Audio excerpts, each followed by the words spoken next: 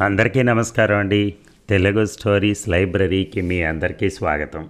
ఇప్పుడు మనం వినబోయే సీరియల్ మధ్యతరగతి మనిషి రెండవ భాగం. రచన యామిని సరస్వతి గారు. మరి రెండవ భాగంలోకి వెళ్దామా? పరంధామయ్య గారి ఏకైక పుత్రిక జయంతి ఎలిమెంటరీ స్కూల్ చదువు పూర్తి చేసింది. అప్సరసలా ఉంటుంది. కళ్ళు తిరిగిపోయే సౌందర్యం ఆమెది. ఫోటో తెచ్చి చూపాడు పరంధామయ్య. ఇంత అందంగా ఉన్న అమ్మాయి అయితేనే అబ్బాయి గారిని తన కొంగును ముడివేసుకోగలదు అనుకున్న రమణ మాణిక్యమ్మతో ఆ సంబంధానికి తన అంగీకారం తెలిపాడు. మాణిక్యమ్మ గారికి కూడా జయంతి చాలా నచ్చింది. కోటేరు వేసినట్టున్న ముక్కు తీరు, విచ్చుకున్న కలువల్లాంటి కన్నులు, చిన్న పెదాలు, మొనతేలిన గడ్డం, చక్కని నుదురు జయంతి అందానికి మెరుగులు దిద్దాయి. చంద్రం కూడా ఓకే అన్నాడు. ఇక అబ్బాయి వచ్చి అమ్మాయిని చూస్తే అన్నీ మాట్లాడుకోవచ్చు అన్నాడు పరంధామయ్య. అలాగే అన్నగారు, అబ్బాయిని రమణని మంచి రోజు చూసి పంపుతాను అంది మాణిక్యమ్మ. నువ్వు వచ్చి చూసుకోవమ్మా కోడల్ని అన్నారాయన. నవ్వింది మాణిక్యమ్మ. అన్నగారు, చంద్రానికి నచ్చితే అంతే చాలు. కలకాలం కాపురం చేయవలసిన వాడు పెద్దల మీద నింద వేయకుండా వాళ్ళకై వాళ్ళు ఎన్నుకుని పెళ్లి చేసుకుంటే తర్వాత మన బాధ్యత అంటూ ఉండదు, మన తప్పు ఉండదు. అయినా అపరంజి బొమ్మలా ఉంది అమ్మాయి. ఇక నేను వచ్చి చూడవలసిన అవసరం లేదు. అబ్బాయి అయినా అమ్మాయి చూడటానికే వస్తున్నాడు అంది. ఆమె విచక్షణకి దూరపు చూపుకి చాలా సంతోషించాడు పరంధామయ్య. తర్వాత మంచి రోజు చూసుకుని చంద్రం, రమణ ఇద్దరూ వెళ్ళారు. ఆయన చేసిన స్వాగత సత్కారాలు చూసి రమణ ఇది అన్ని విధాలా తగిన సంబంధం అనుకున్నాడు. పరంధామయ్య గారి కుమారుడు సురేష్తో మాట్లాడాక రమణ మనస్సు ఇంకా తేలికైంది. ఈ సాంప్రదాయబద్ధమైన సంబంధం చంద్రాన్ని సక్రమ మార్గంలో పెడుతుంది అనుకున్నాడు. నిజంగా జయంతిని చూడగానే చంద్రానికి మతిపోయినట్టయింది. ఆ లావణ్యం, ఆ సౌకుమార్యం అతన్ని అమితంగా ఆకర్షించాయి. విషాన్ని వెదజల్లే అందాన్ని మాత్రమే చూసిన చంద్రానికి అమృతోపమానమైనటువంటి జయంతి అందం వెన్నెల సోనలాగా కనిపించింది. ఇంత సౌందర్యవతి తన భార్య కాబోవటం తన పూర్వజన్మ సుకృతంగా భావించాడు చంద్రం. పూర్తి అంగీకారాలు తెలిపాక ముహూర్తాలు పెట్టించి తెలుపుతామన్నారు పరంధామయ్య గారు. పరంధామయ్య గారు పెట్టిన కొత్త వస్త్రాలు కట్టుకుని పెళ్ళికొడుకుల్లా వచ్చిన ఇద్దరినీ చూసి మాణిక్యమ్మ కళ్ళు ఆనందంతో మెరిశాయి. ఇక మంగమ్మ బదులు పలకకుండా ఏడవసాగింది. చిచి, నాకు ఏడుపన్నా ఏడ్చేవాళ్ళన్న అసహ్యం. ఏడవకుండా ఏం చేయను? నిన్ను నమ్ముకున్నాను. నా మొగుడికి తెలిసినా నా కాపురం చెడిపోయినా పర్వాలేదనుకున్నాను. ఇప్పుడు నువ్వు పెళ్లి చేసుకుంటూ నన్ను దూరం చేస్తుంటే నాకు ఏడుపు కాక ఇంకేముంది? నీ కోసం పెళ్లి చేసుకోకుండా ఉండిపోతానని చెప్పానా? పెళ్లి చేసుకుంటున్నాను కాబట్టే ఒకవేళ నీ మొగుడికి తెలిసినా నీ బ్రతుకు చెడిపోకుండా ఉండటానికి ఎకరం మాగాణి వ్రాసిచ్చాను. నాకు ఆస్తి కావాలా? కాయ కష్టం చేసుకున్నా నా బ్రతుకు వెళ్ళమారిపోతుంది. కానీ నీ వల్ల నా కడుపున ఒక కాయ కాస్తే ఆ బాబుని చూసుకుని జీవితం వెళ్ళమార్చుదాం అనుకుంటున్నాను. నా ఆశ నిరాశ అయింది మంగ. అవన్నీ వ్యర్థమైన ఆశలు, ఫలితం లేని కోరికలు. ఇప్పటికే నేను చాలామంది దృష్టిలో పడ్డాను. ఎవరైనా చూచాయిగా చెప్పారో ఏమో, మా అమ్మ నా పెళ్లి జరిగి తీరాలని పట్టుబట్టింది. రమణ చూపు ఎప్పుడూ నా చుట్టూ తిరుగుతూ ఉంటుంది. మన సంబంధాలు ఎప్పటికైనా తాత్కాలికమైనవే, శాశ్వతం కావాలనుకోవటం అవివేకం. మంగమ్మ మళ్ళీ ఏడవసాగింది. చంద్రం లేచి నుంచున్నాడు వెళ్ళిపోవటానికి. అతని కాళ్లను పెనవేసుకుని, చంద్రయ్య, నా బ్రతుకులో ఆనందం అంటే ఏమిటో, సుఖం అంటే ఏమిటో చూపించావు. నా కంట నీరు తిరిగితే కదిలిపోయేవాడివి. మృగంలా ఉండేదాన్ని నన్ను మనిషిని చేశావు. పశువులా ప్రవర్తించే నాకు నడక నేర్పావు. మొరటుదాన్ని నాకు మాట మర్యాద నేర్పావు. ఈరోజు మన ఎడబాటుకు నేను ఏడుస్తూ ఉంటే పట్టించుకోకుండా వెళుతున్నావా? చంద్ర, నన్ను చూడు, నా మనసును చూడు. నువ్వు సేద తీరిన ఈ గుండెలు నీ వియోగానికి ఎలా ఎగిరిగిరి పడుతున్నాయో చూడు. ఈ చూపు చివరి చూపు మాత్రం చేయొద్దు. మళ్ళీ ఒక్కసారైనా నీ అనుగ్రహం నా మీద పొర్లి పారని అని ఏడవసాగింది. చంద్రానికి గతమంతా ఒక్కసారి కళ్ళ ముందు తిరిగింది. తమ ప్రేమలు, తమ వ్యవహారాలు అన్నీ గుర్తుకొచ్చాయి. మంగను తనెంత సంస్కరించింది అవగతమైంది. మొరటు మొగలి పువ్వు అయ్యింది అనుకున్నాడు. ఒక్క క్షణం అతని మనస్సు మంగపై తిరిగింది. అంతలో తన సంసారం, కుటుంబ పరువు ప్రతిష్టలు, తన పెళ్లి కాబోయే భార్య జయంతి కళ్ళ ముందే మెదిలాయి. ముఖ్యంగా జయంతి గుర్తుకు రాగానే అతని మనస్సు పరవశించింది. అనాగ్రాత పుష్ప సౌందర్యానికి, వాడిన పువ్వు పరిమళానికి ఎంత తేడా అనుకున్నాడు. జయంతి చుట్టూ పరిభ్రమిస్తున్న మనస్సు మంగను పూర్తిగా మర్చిపోయింది. మంగ, ఇక వాదాలతో వడ్డింపులతో నా మనస్సుని ఏమీ చేయలేవు. ఇంటి యజమానిగా నా బాధ్యత నాకుంది. నిజంగా నువ్వు నాకెంతో మంచి కంపెనీ ఇచ్చావు, కాదన్ను. అది నేను మర్చిపోలేదు. అందుకే నీకు బ్రతుకు తెరువు చూపించాను. అంతటితో మన సంబంధం తీరిపోయిందని అనను, కానీ మనం విడిపోవాలి, తప్పదు. కానీ ఒక్క మాట చెప్తున్నాను, విను. నీ మనసైన వేళలో నిన్ను చూడటానికి నాకు అభ్యంతరం లేదు. గది దాటి బయటికి పోబోతున్న అతనితో, చంద్రం, ఇక నీ ఇంటి చాకరీకి ఇంకెవరినైనా చూసుకో. చేతికి అందిన స్వర్గం చేజారిపోయి ఎదురుగా ఉండి ఉవిళ్ళురుస్తూ ఉంటే చూస్తూ ఉండటానికి నా మనసు బండ కాదు, గుండె అంది. చంద్రం బయటికి వెళ్ళిపోయాడు. మరో 5 నిమిషాలకి బయటకు వచ్చిన మంగమ్మకి రమణతో మాట్లాడుతున్న చంద్రం కనిపించాడు. రమణకు జంకిన మంగమ్మ ముఖం తప్పించాలనుకుంది, కానీ రమణ చూడనే చూశాడు. జరగవలసింది జరిగిపోయాక ముఖం తప్పించుకుని వెళ్ళినా ఫలితం లేదనుకున్న మంగ చకచక వాళ్ళ ముందే ఇంటికి వెళ్ళిపోయింది. ఇంజన్ రూమ్లోంచి ముందు బయటకు వచ్చిన చంద్రాన్ని, తర్వాత వచ్చిన మంగని చూసిన రమణ మనస్సుకి ఛీ అనిపించింది. అసహ్యంగా తన వైపు చూస్తున్న రమణను చూసి, రమణ, అంతగా అసహించుకోవద్దు. మనిషి అన్న తర్వాత తప్పు చేయకుండా పోడు, కానీ చేసిన తప్పును సరిదిద్దుకుంటున్న వ్యక్తికి ఇంకా అసహించుకోవద్దు. యవ్వనంలో జరిగిన కాలుని మెల్లమెల్లగా తీసుకుంటున్నాను అన్నాడు చంద్రం. అత్తవారింటికి వెళ్ళే అమ్మాయి కొందరు వద్ద సెలవు తీసుకున్నట్టుగా వివాహానికి ముందు అందరు వీడ్కోలు తీసుకుంటున్నావు అన్నమాట. అదే నిజమైతే చాలా సంతోషం, కానీ విషపు గాలులు మళ్ళీ వేచకుండా చూసుకోవాలి అన్నాడు రమణ. రెట్టించి వాదించలేదు చంద్రం. మెల్లగా ఇంటి ముఖం పట్టాడు. ఇక వైశాఖ శుద్ధ పంచమి బుధవారం నాకు మేషలగ్న పుష్కరాంశలో శుభముహూర్తాన్ని నిశ్చయించి పంపినాడు పరంధామయ్య గారు. ముహూర్తం ఇంకా 25 రోజులుంది. ఆ రోజు ఉదయం చంద్రం టిఫిన్, కాఫీ ముగించుకుని పొలం వైపు వెళ్ళాలని తయారవుతున్నాడు. ఆ సమయానికే వరిమళ్ళ వైపు వెళ్ళొచ్చినటువంటి రమణ టిఫిన్ తీసుకోవడానికి వంటింట్లోకి వచ్చాడు. వేడి వేడి ఇడ్లీ, సాంబారు ప్లేటు రమణ ముందుంచింది. వంట మనిషి హనుమాయమ్మ. టిఫిన్ ప్లేటు ముందుకు లాక్కున్నాడు రమణ. టేబుల్కి అటువైపు ఉన్న కుర్చీ లాక్కుని కూర్చుంటూ, రమణ అని పిలిచింది మాణిక్యమ్మ. ఏమమ్మా అన్నాడు. ఇడ్లీ తుంచి సాంబార్లలో అడ్డుకుని నోట్లో పెట్టుకుంటూ రమణ. అలా తింటే రుచిగా ఉండదయ్యా, మొత్తం ఇడ్లీ సాంబార్లో మెత్తగా నలుపుకొని స్పూన్తో తిను అంది ఆమె. అలా తింటే రవ్వ ఉప్మా తిన్నట్టుగా ఉంటుందమ్మా, నాకు ఇష్టం లేదు అని తన పద్ధతిలో తినసాగాడు రమణ. నీ ఇష్టం అని రమణ. చంద్రానికి పెళ్లి నిశ్చయం అయిపోయింది. ముహూర్తాలు కూడా పెట్టుకున్నాం. నాకు నువ్వు చంద్రం ఇద్దరూ సమానమే. ఈ ముహూర్తానికే నీ పెళ్లి చేసేయాలనుకుంటున్నాను. మన ఎదురింటి వెంకయ్య ఒకసారి చూచాయిగా అన్నాడు నాతో. నువ్వు అంటే నిశ్చయం చేద్దాం అంది. గ్లాస్ ఎత్తి నీళ్లు తాగి ఆమె మొహంలోకి చూశాడు రమణ. ఏం చెప్పనా అని ఆలోచించాడు. తను చెప్పబోయేది ఆమె మనసుకు నచ్చుతుందో లేదో అనుకున్నాడు.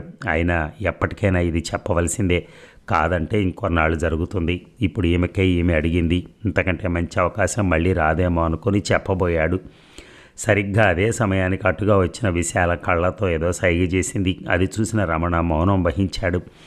నేను పొలం వైపు వెళ్తున్నానమ్మా అని చెప్పి వెళ్ళాడు చంద్రం. విశాల హెచ్చరించడం చాలా మేలైందనుకున్న రమణ, చూద్దాంలే అమ్మ నా పెళ్ళికి ఇప్పుడు ఏం తొందర అని లేచాడు. గ్లాసు నిండా పాలు తెచ్చి ఇచ్చింది హనుమాయమ్మ. వేడి వేడి పాలలో చక్కెర తగినంతగా వేసుకుని తాగితేనే రుచి, అలాగే తగిన వయసులో పెళ్లి చేసుకుంటేనే జీవితానికి శోభ.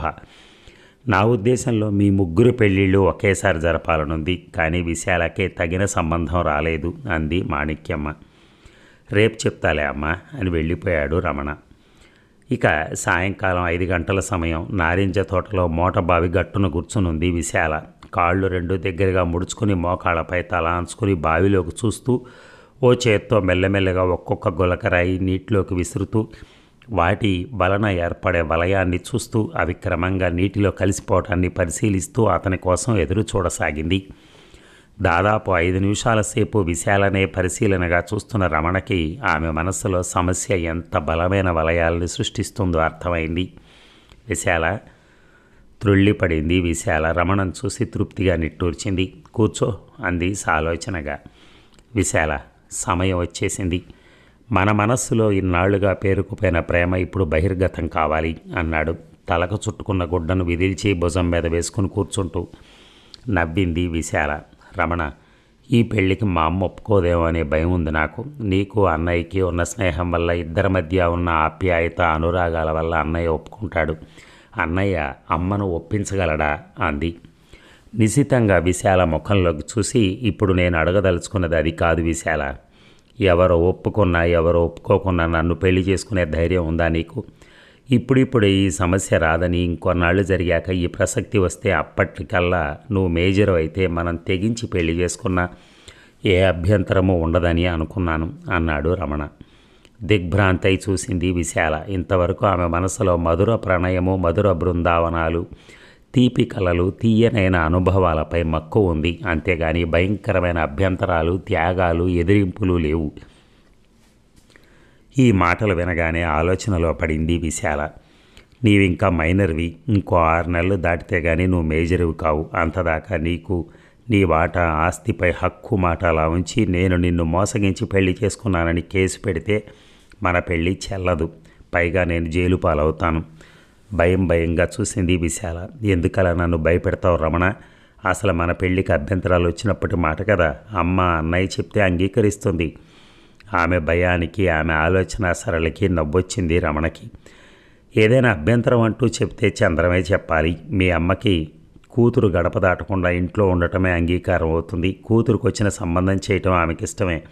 అడ్డంకి అలా మీ అన్నయ్యకే ఉండొచ్చు. ఒక పాలేరుకి, అందున తన ఇంటి పాలేరు కొడుక్కి తన చెల్లెల్నిచ్చి చేయటం అతనికి పరువుగా, మర్యాదగా, నష్టంగా అనిపిస్తుందా? రమణ, అవును విశాల, నీకు లోకం తెలియదు. కులాలు భిన్నమైన పెళ్లి చేయరు. కులాలు కలిసిన అంతస్తులు భేదిస్తే అంగీకరించరు. ఈడు జోడు కాకపోయినా అంతే. అన్నిటా యోగ్యమైన సంబంధం అయితేనే ప్రేమ వివాహాన్ని పెద్దలు అంగీకరించేది.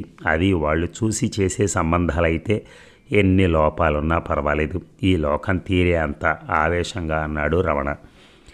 అందమైన లేడీ పిల్ల భయంకర అడవిలో చిక్కుపడిపోయినట్టుగా ఉంది విశాల పరిస్థితి. పద్మవ్యూహంలో భేదించటం తెలియని పాండవుల్లా అయిపోయింది విశాల మనస్సు. పరిస్థితుల ప్రాబల్యాన్ని కాదనలేక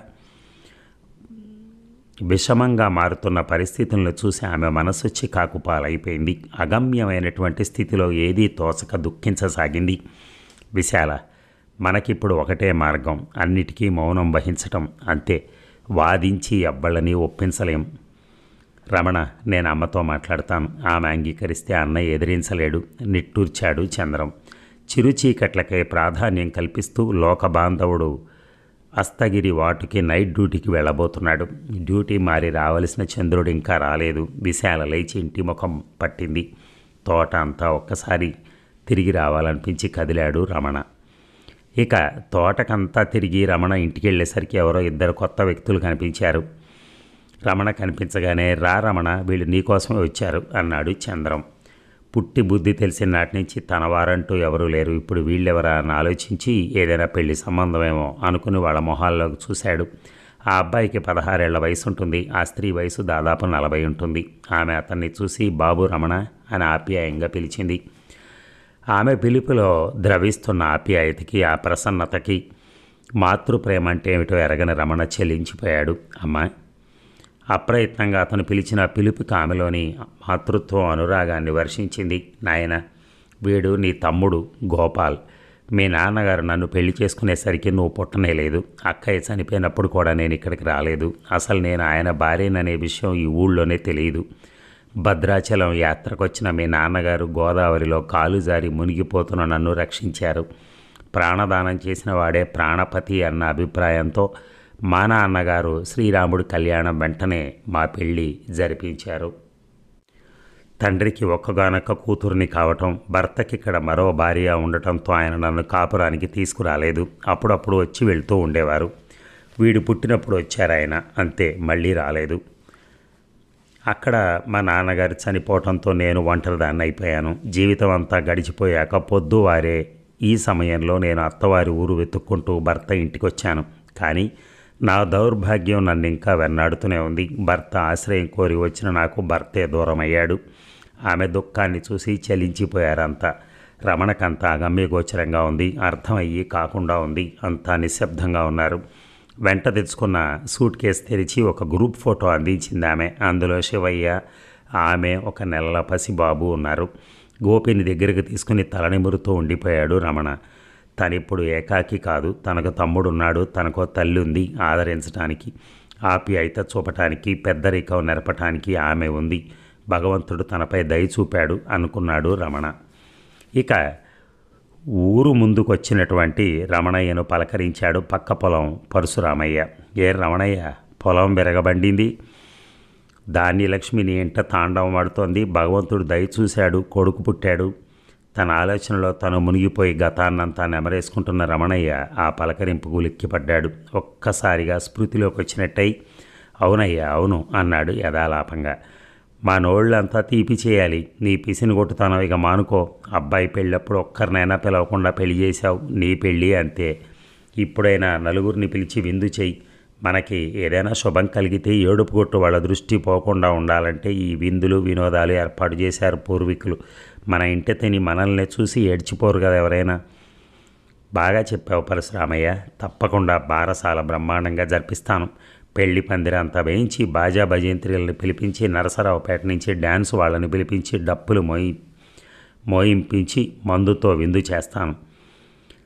ఏ మినిస్టర్ గారి కుమారుడి బారసాలు అన్నట్టుగా జరిపిస్తాను. నాకెంత ఆనందంగా ఉందో తెలుసా. ఈ సంపద అంతా తనది, తాను అనుభవించాలి, ఇదంతా తన హక్కు అనే బట్టి మనిషి పుట్టాడయ్యా.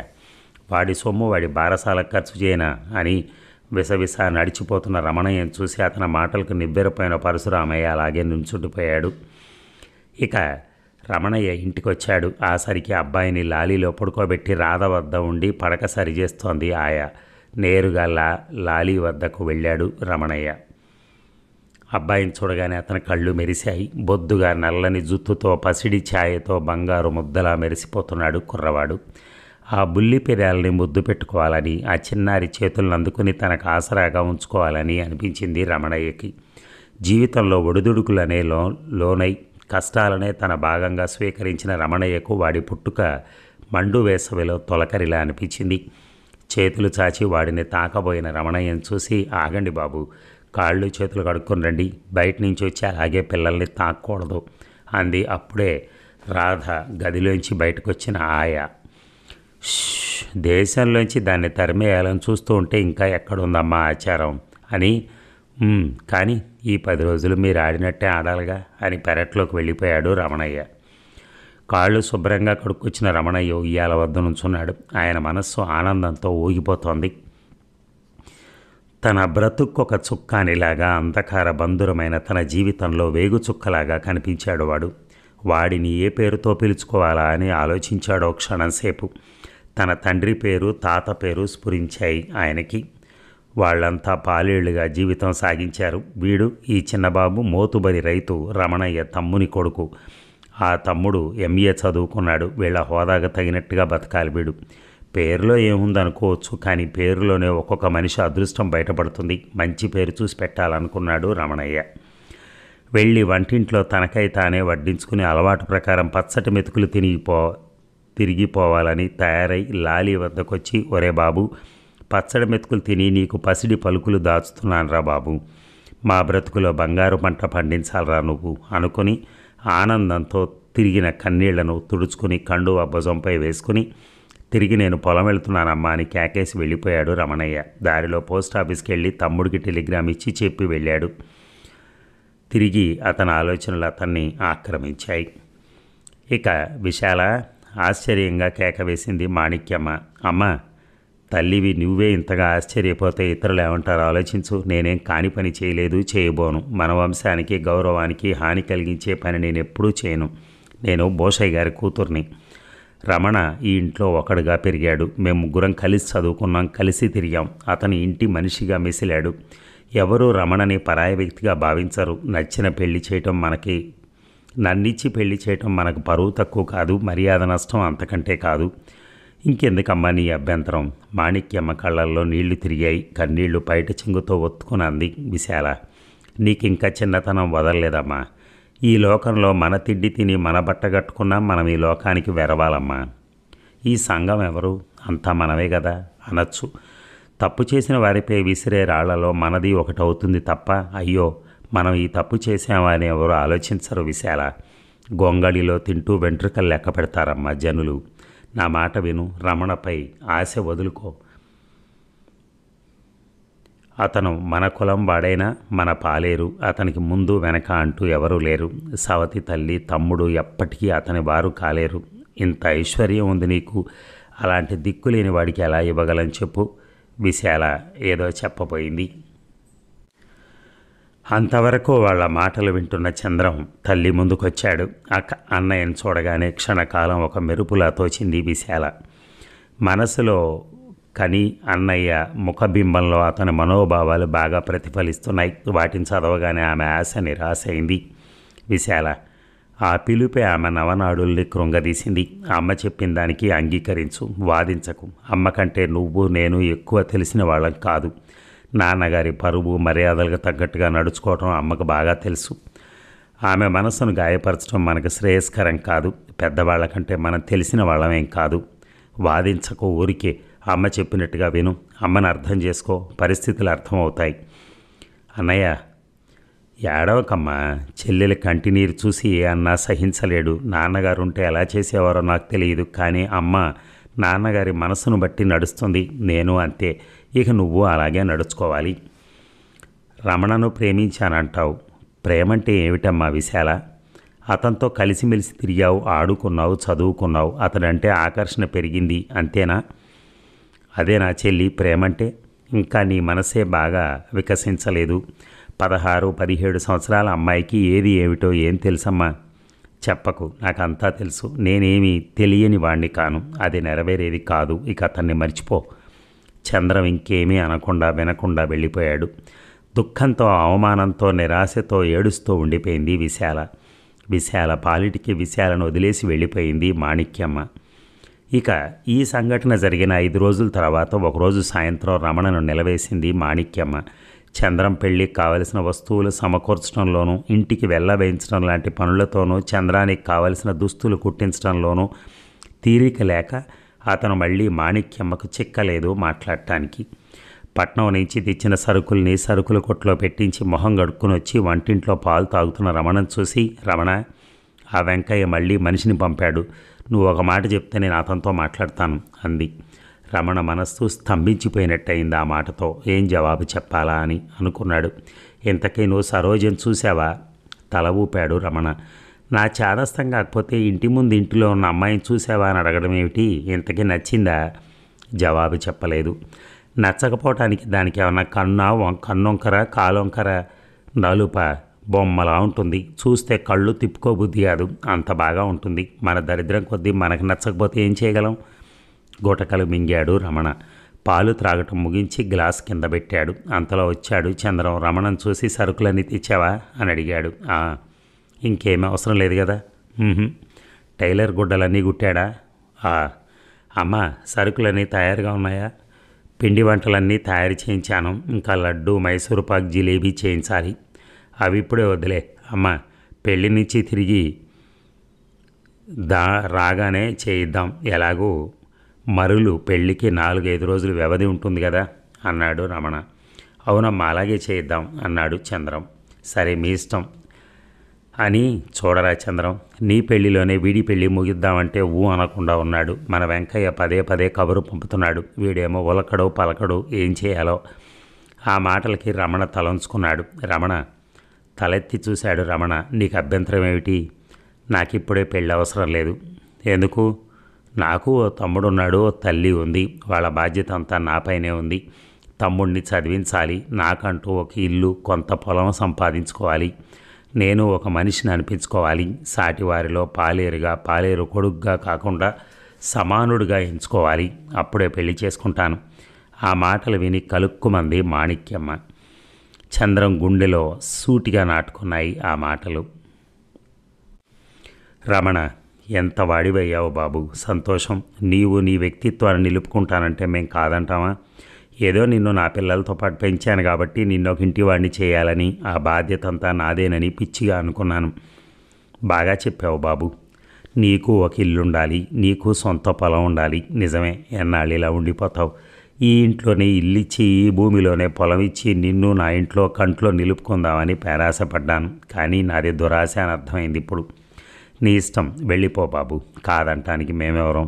కానీ కనీసం అబ్బాయి పెళ్ళయ్యే వరకైనా ఉండిపో, మా మర్యాద కాపాడు, నలుగురిలో తలవంచుకునేలా చేయొద్దు అని విసవిస వెళ్ళిపోయింది మాణిక్యమ్మ. చంద్రం కూడా రమణ వైపు అదోలా చూసి వెళ్ళిపోయాడు. వాళ్ళ మాటలు విన్న రమణ నిర్ఘాంతపోయాడు. ఎంత సూక్ష్మంగా, ఎంత చాకచక్యంగా తనని ఇంటి నుంచి వెళ్ళిపోమని చెప్పారు. అసలు ఆ విషయాన్ని దాచి అంతరంగాలు బయటపడకుండా అనుకున్న పనిని సాధించారు అనుకున్నాడు. వ్యవహారంలో వీళ్ల నేర్పరితనానికి విస్తుపోయాడు. వాళ్ళ వక్ర బుద్ధిని నిరసించాడు. చీచి అనుకున్నాడు. ఆ తర్వాత అతనికి ఆ ఇంట్లో క్షణమైనా ఉండడానికి మనసు అంగీకరించలేదు. పినతల్లితో, తమ్ముడితో వెంటనే వెళ్ళిపోయి ఎక్కడైనా ఉండిపోవాలనుకున్నాడు.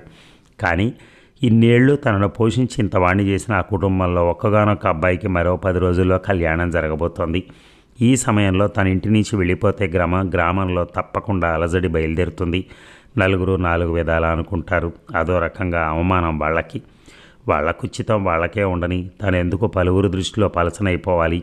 ఈ 4 రోజులు కళ్ళు మూసుకుంటే జరిగే కార్యం జరిగిపోతుంది. తర్వాత తానెవరో వాళ్ళెవరో అంతే అనుకున్నాడు. పొలం వైపు వెళ్ళాలనుకున్నా వెళ్ళలేకపోయాడు. కాంపౌండ్ ఆనుకుని మంచం వాల్చుకుని బరువైన మనస్సుతో వాలిపోయాడు. కొలనులో రాయి పడితే చెదిరిన నీటిలాగా అతని మనస్సు చెదిరిపోయింది. తల బెదిల్చుకుని కళ్ళు మూసుకున్న ఆలోచనలు వదలటం లేదు. అసౌకర్యంగా ఉన్నా అలాగే పడుకుని పోయాడు అతను. ఇక అనుకున్నట్టుగా చంద్రం పెళ్లి జయంతితో అయిపోయింది. పరంధామయ్య తన హుందాకి, తన స్థాయికి తగినట్టుగా ఏర్పాట్లు చేశారు. చూసేవాళ్ళకి కనుల పండుగగా, బంధువులకు వేడుకగా, మాణిక్యమ్మకు ఆనందకరంగా పెళ్లి జరిగిపోయింది. ఆ రోజు నుంచి ఆ పెళ్లి వరకు రమణ పట్టి పట్టనట్టుగానే వ్యవహరించాడు. పై వాళ్ళకి తెలియకుండా అసలు వాళ్ళకి అర్థమయ్యేలా నడుచుకున్నాడు అతను. పెళ్లి నుంచి తిరిగి వచ్చారు అంతా. ఇక జయంతి గృహప్రవేశం, రమణ నిష్క్రమణం దాదాపు ఒకేసారి జరిగిపోయాయని చెప్పచ్చు. మనసులు విరిగాక, కలతలు పుట్టాక కలిసి ఉండటం అసాధ్యం. తమ ఇంట్లో ఉంటూ, తమ తిండి తింటూ, తమ అమ్మాయినే చేసుకోవాలని ఆశపడ్డాడని వాళ్ళు అక్కసించుకుంటే, చెమట ఓడ్చి తన రక్తధారలతో ఆ ఆస్తిని కాపాడితే ప్రతిఫలంగా ఇంట్లోంచి వెళ్ళగొడుతున్నారని రమణ అసహ్యించుకున్నాడు. పరంధామయ్య గారు, అతని భార్య తదితరులు జయంతిని అత్తవారింట్లో దిగబెట్టి వెళ్ళారు. ఆ రోజు సాయంకాలం రమణ మాణిక్యమ్మ గారి వద్దకెళ్ళి, అమ్మ ఇక నేను వెళ్ళొస్తాను అన్నాడు. రమణ ఆ మాట అనగానే మాణిక్యమ్మ కంట నీరు తిరిగింది. ఇంతప్పటి నుంచి ఇంటిలో తిరిగి, ఇంట పెరిగి, కంటి దీపంలా తమను కాపాడి చివరికి ఈనాడు రిక్తహస్తాలతో బయటికి వెళుతున్నాడు అని అనిపించగానే చాలా బాధపడింది.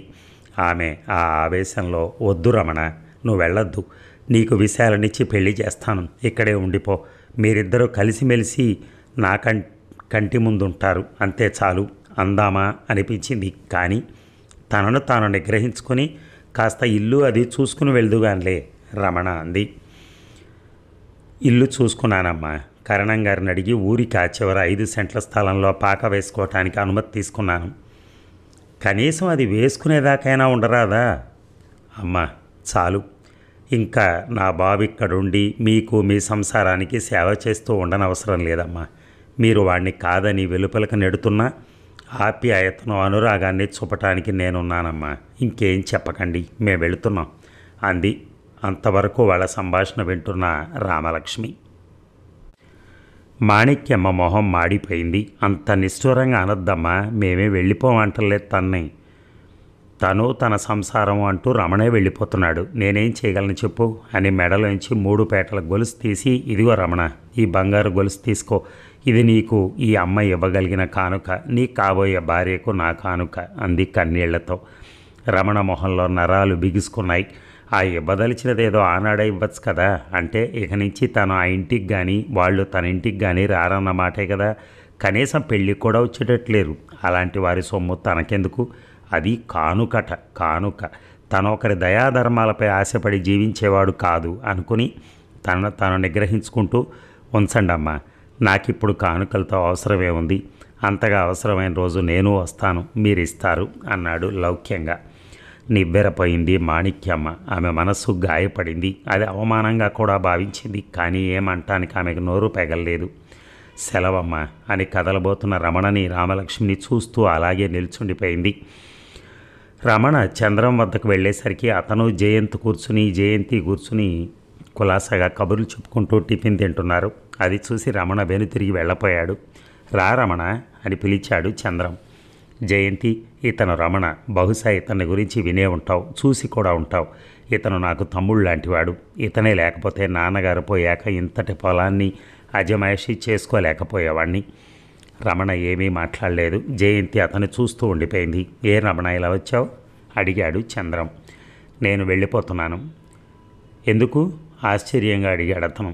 అప్పుడే చెప్పానుగా చంద్రం, నాకు ఒక ఇల్లంటూ లేనిదే బాగుండదని. ఓహో అన్నాడు చంద్రం. క్షణం తర్వాత, అక్కడ ఉంటూ పొలం పనులు చూస్తావా అని అడిగాడు. లేదు, సొంతంగా పొలం కొనుక్కొని వ్యవసాయం చేసుకుంటాను. ఆశ్చర్యపోయాడు చంద్రం. కనీసం అలా నటించాడు. ఎందుకు అని అడిగి, అలా అడిగే హక్కు నాకు లేదనుకో. నువ్వు సొంతంగా చేసుకుని బాగుపడతానంటే కాదంటే అది నా స్వార్థమే అవుతుంది. అలాగే కానీ అని లేచి వెళ్ళి బీరువా తెరిచి, ఇదిగో 10,000. ఎన్నాళ్ళు నువ్వు చేసిన సహాయానికి, కృషికి ఇది తగిన ప్రతిఫలం అయితే కాదు, కానీ ఏదో నా తృప్తి కోసం. కాదన్నా తిరస్కరించినా నా మనసు గాయపడుతుంది. వేరు సంసారం పెడుతున్నావు, కొత్త వ్యవసాయం చేసుకోబోతున్నావు, డబ్బులు అన్నిటా అవసరంగా ఉంటుంది, తీసుకో అని ఇచ్చాడు. రమణకు అది తీసుకోవటం ఇష్టం లేదు. చంద్రం ముఖంలోకి చూశాడు. అతని ముఖంలో కనిపించిన సిన్సియారిటీ గమనించి మౌనంగా డబ్బు అందుకుని, వెళ్ళొస్తానమ్మా అని కదిలాడు. మేడమెట్లు దిగొచ్చి తల్లిని, తమ్ముణ్ణి పిలుచుకుని బయటికి వెళ్ళబోతున్న రమణకి కన్నీళ్లతో ఎదురుగా వచ్చింది విశాల. ఆమెను చూడగానే అతని గుండె తరుక్కుపోయింది. జారబోతున్న కన్నీటిని ఆపుకుంటూ, వెళ్ళొస్తాను విశాల అని గబగబా నడిచాడు. తను మాట్లాడటానికి కానీ, విశాల ప్రశ్నించడానికి కానీ అవకాశం ఇవ్వలేదు అతను. విశాల అలాగే చూస్తూ ఉండిపోయింది. కాంపౌండ్ దాటి ఒక్కసారి తిరిగి చూసిన రమణకి కడుపులో దేవినట్టయింది. తనదనుకుని శ్రమించి సాధించిన ఫలితం నుంచి వేరవుతున్నందుకు అతను ఎంతగానో దుఃఖించాడు. మనస్సును నిగ్రహించుకుని ముందుకు కదిలారు ముగ్గురు. ఇక మునసబు గారింటిలో చేరిన రోజున రమణ భోజనం చేయనేలేదు. అతని మనసులో తన బాల్యం, తల్లిపోయినప్పుడు మాణిక్యమ్మ గారు, బోషయ్య గారు ఆదరించిన తీరు, తండ్రి పోయాక మాణిక్యమ్మ గారు చంద్రం తనను ఎలా పోషించింది, తను అన్నీ అయ్యి ఆ ఇంటిని, ఆ సంసారాన్ని ఎలా సేవించింది, ఆ వ్యవసాయంలో తనెంత కష్టపడింది, విశాలని తనెంతగా ప్రేమించింది, విశాల తననెంతగా ప్రేమించింది, విశాలని తనని దూరం చేయాలని వాళ్ళు ఎంత పకడ్బందీగా వ్యవహరించింది గుర్తుకొచ్చి పదే పదే మనసులో సినిమా రీల్లా తిరుగుతూ బాధపెట్టింది. సవతి తల్లి రామలక్ష్మి గారు ఎంత బలవంతం చేసినా అతను ఒక్క మెతుకైనా ముట్టలేదు. గ్లాసెడు పాలు మాత్రం ఆమె బలవంతాన పుచ్చుకున్నాడు. మరుసటి రోజు తెల్లవారగానే అతని ముందు అన్ని సమస్యలే నిలిచాయి. తమ్ముడిని చదివించాలి, తనకంటూ ఒక వ్యక్తిత్వం ఏర్పరచుకోవాలి, తమదంటూ సొంతానికి ఒక ఇల్లు, కొంతైనా పొలం సంపాదించుకోవాలి, సరి సమానస్తుల్లో మర్యాదకు లోటు లేకుండా బతకాలి. అసలు ఊరే విడిచి వెళ్ళిపోదామా అన్న ఆలోచన కూడా వచ్చింది ఒకసారి అతనికి. కానీ ఆ ఊళ్ళోనే ఉండి దర్జాగా బ్రతికి సాటి వాళ్లతో సమాన పాయాల్లో బతకాలి అని నిశ్చయించుకున్నాడు. కానీ తన వద్ద ఉండేది కేవలం 10,000. వీటితో ఏమొస్తుంది?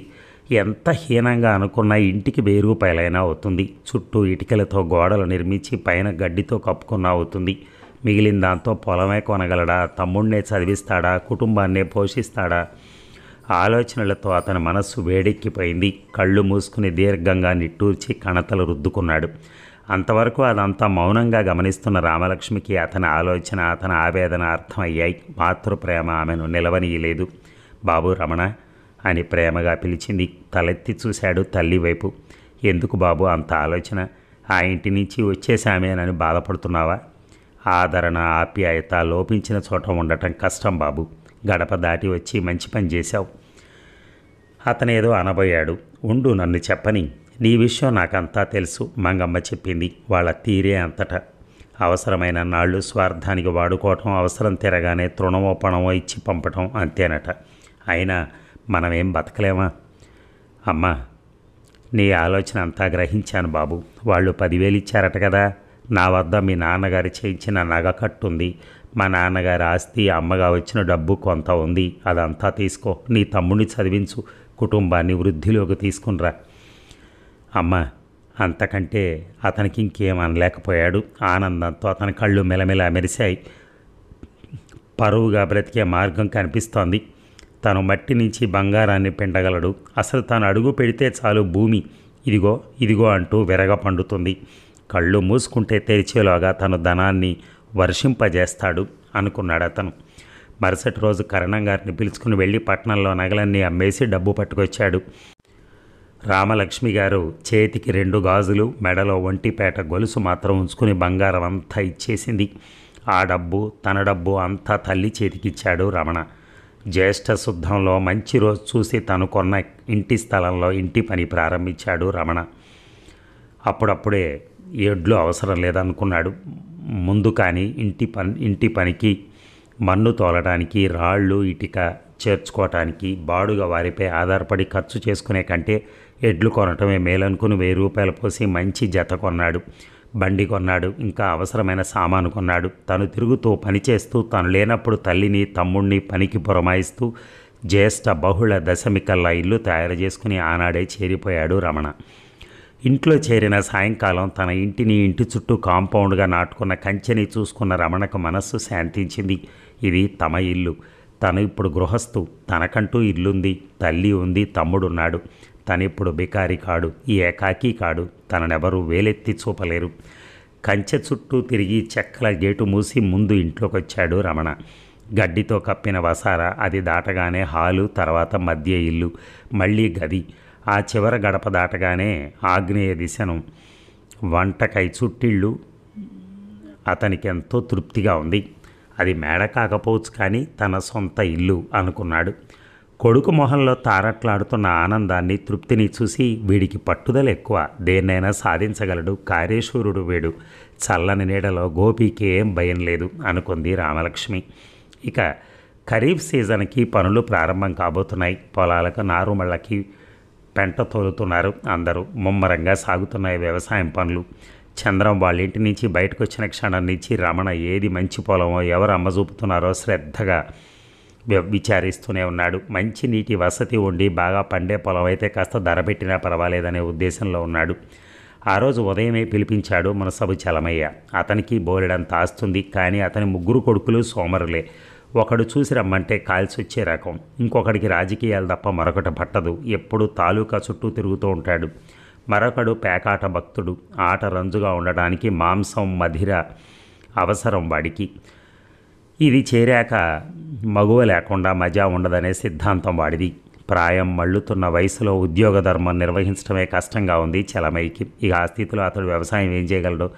పాలేళ్లపైన, పని మనుషులపైన ఆధారపడి చేయించిన ఆయన వ్యవసాయం బాపన సేద్యంలాగే అయింది. ఏటా సంసార ఖర్చుకి అప్పు చేయక తప్పలేదు. పంటల పండక, రాబడి లేక ఖర్చు పెరిగిన ఈ స్థితిలో పొలం బేరం పెట్టక తప్పలేదు ఆయనకి. రావయ్య రమణ.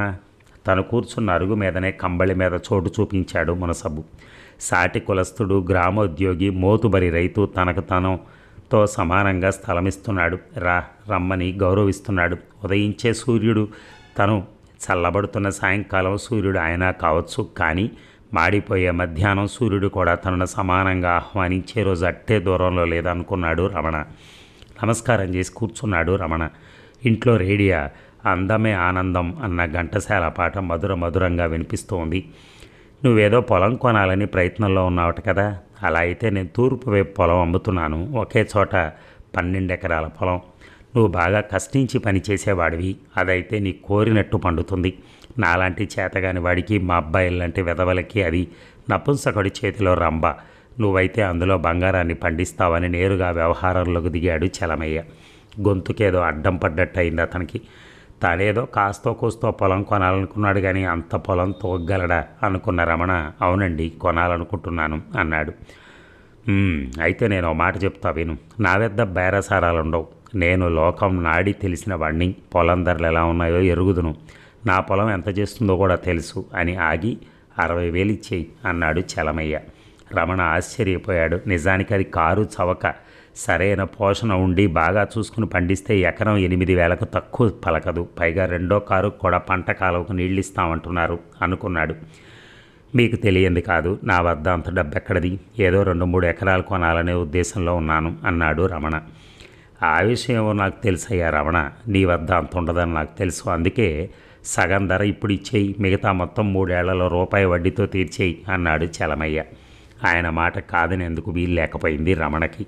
మొన్న బంగారం అమ్మగా వచ్చిన డబ్బు తన వద్ద మిగిలిన డబ్బు కలిపి 30,000 అయింది. నిజమే, అది ఇచ్చేయచ్చు. కానీ సాగు చేయటానికి డబ్బు తల్లి వద్ద ఎంత ఉందో ఏమో అనుకుని, అలాగేనండి, మా అమ్మగారితో ఒక మాట చెప్పి అడిగి వస్తాను అని లేచాడు రమణ. శోభం ఆమె తప్పకుండా అంగీకరిస్తుంది అన్నాడు చలమయ్య. సెలవు తీసుకుని వచ్చి విషయం అంతా చెప్పాడు రమణ. రమణ, పొలం మంచి చెడ్డలు నాకు తెలియవు. అది మంచి పొలమే అనుకుంటే వెళ్ళి ఖాయం చేయి. నా వద్ద ఉన్న డబ్బుతో వ్యవసాయం చేయించచ్చు అంది ఆమె, తన వద్ద ఎంత ఉన్నది చెప్పకుండానే. తల్లి మాటలు వినగానే రమణ మనస్సు ఉరకలు వేసింది. వెళ్ళి అగ్రిమెంట్ వ్రాయించాడు. కరణం గారితో 30,000 లెక్కబెట్టి ఇచ్చి ఖరారు నామా అందుకుని కళ్ళకద్దుకున్నాడు రమణ. అతని మనస్సు ఆనంద తరంగమైంది. అగ్రిమెంట్ చేతికిచ్చి, మనం పూర్తిగా ఆస్వాదిస్తున్నాను రా అబ్బాయి, నువ్వు ఇందులో బాగా వృద్ధికి వస్తావు, సాటి వాళ్ళలో వేళ్లపై లెక్క పెట్టదగిన వాడిగా అవుతావు. ఇప్పుడు నీకేంరా, 1,00,000 పొలానికి అధికారివి. ఎవరైనా కళ్ళకద్దుకుని పిల్లనిస్తాడు. బంగారం లాంటి పిల్లవాణ్ణి చేజారిపోయినందుకు విచారించే వాళ్ళు కూడా ఉంటారు అన్నాడు చలమయ్య. రమణ కళ్ళు చెమ్మగిల్లాయి. భారమైంది మనస్సు. వస్తానండి అని చెప్పి వాళ్ళ నుంచి సెలవు తీసుకుని ఇంటికి వెళ్ళి తల్లి చేతుల్లో అగ్రిమెంట్ ఉంచి ఆమె పాదాలకు నమస్కరించాడు. ఇక మంచి రోజు చూసి వ్యవసాయం ప్రారంభించాడు రమణ. తనే స్వయంగా అరక కట్టుకుని బయలుదేరాడు. సరిగ్గా పొలం వద్దకు వచ్చేసరికి అప్పటికే వచ్చి అక్కడ ఉంది విశాల. ఆమెను చూసి ఆశ్చర్యపోయాడు రమణ. రమణ, నువ్వు వ్యవసాయంలో అభివృద్ధికి రావాలని శుభం కోరి వచ్చాను. అలాగే నుంచో, నీ నుదుట కుంకుమ దిద్ది అరకకి కొబ్బరికాయ కొడతాను, తర్వాత ప్రారంభించు అంది. ఆమె మనసులోని అభిమానానికి ఆదరణకి రమణ కళ్ళు చెమ్మగిల్లాయి. విశాల రమణ నుదుట కుంకుమ బొట్లు దిద్దింది. ఎడ్ల ముఖాన మూపురాన కుంకుమ బొట్టు పెట్టింది. మనసారా భగవంతుని ప్రార్థించి కొబ్బరికాయ కొట్టి 2 చిప్పల్ని వ్యతిరేక దిశల్లో అటు ఇటు విసిరేసి తను పక్కకు తొలగింది. ఎడ్లను అదిలించాడు రమణ. ఆ రంకె వేసి కదిలాయి ఎడ్లు. రమణ తన పనిలో నిమగ్నుడయ్యాడు. విశాల ఇంటికి వెళ్ళిపోయింది. ఆమె వెళ్ళిన 5 నిమిషాలకి పొలానికి నీరు కట్టే రంగన్న సీను వచ్చారు. రమణ అరక దున్నుతూ ఉంటే వాళ్ళు గట్టు చెక్కుతూ నీరు వారిస్తూ ఉన్నారు. రమణ ఉత్సాహానికి దీటుగా దున్నుతున్నాయి ఎడ్లు. మరి ఈ భాగం ముగిద్దామా? మళ్ళీ తరువాయి భాగం ఇంకొక 2 గంటల్లో విందాం. Thank you.